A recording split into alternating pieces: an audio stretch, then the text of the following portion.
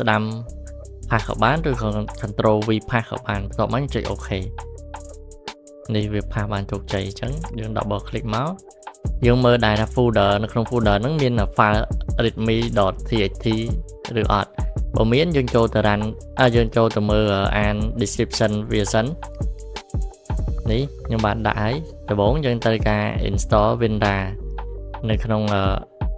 website Windows ខ្ញុំបានដាក់ link ខាងលើនេះគឺជា version ចុងក្រោយដែលខ្ញុំ copy មកមុនហ្នឹងអញ្ចឹងបើបងប្អូនមានហើយបងប្អូនបាច់ទៅ download ម្ដងទៀតក៏បានដែរកន្លែងហ្នឹងខ្ញុំក៏បានបញ្ជាក់ដែរ note if you don't have yet អញ្ចឹងបានថាយើងអត់ទាន់មានកម្មវិធី Windows ហ្នឹងអញ្ចឹងបើយើងមានហើយយើងគ្រាន់តែចូលទៅមើល step ទី2 open raki.ra with Windows អញ្ចឹងនេះគឺជា key file ពីក្រុមហ៊ុន Windows អញ្ចឹងយើង right click មកយើងយកពាក្យ open with ក៏បានឬក៏ open ក៏បានអញ្ចឹងខ្ញុំយក open with Windows កន្លែងនេះអញ្ចឹងយើងបើកមកក៏ open មកវា extract យើង register បានជោគជ័យ register នៅ license ណាអញ្ចឹងនេះបងប្អូនមើលខាងលើនេះគេដាក់ registration has been successfully complete អញ្ចឹងដើម្បីកាន់បញ្ជាក់កាន់តែច្បាស់ថាយើងនៅប្រើប្រាស់បានតែ40ថ្ងៃទៀតដែរទេយើងចុច OK មក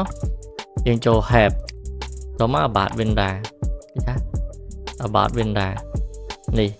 register to Telegram license kit គឺជាឈ្មោះដែលខ្ញុំបាន register ហើយតមកវាជាប្រភេទ unlimited license យើងអាចប្រើប្រាស់បានជារៀងរហូតហើយវា version 7.11 គឺជា version ចុងក្រោយនៅក្នុងថ្ងៃនេះអញ្ចឹងខ្ញុំ OK ហើយបងប្អូនមើលកន្លែងខាងលើនេះម្ដងទៀតថាវាអត់មាន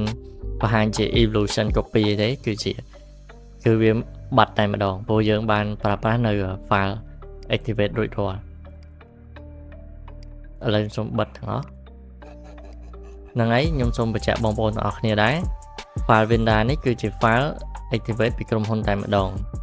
សូមបងប្អូន download យកទៅប្រើប្រាស់ដោយភាពសប្បាយរីករាយគ្មានហានិភ័យចំពោះមេរោគឥឡូវនេះវីដេអូខ្ញុំទៅបានបញ្ចប់ជួបគ្នាម្ដងទៀតនៅវីដេអូក្រោយ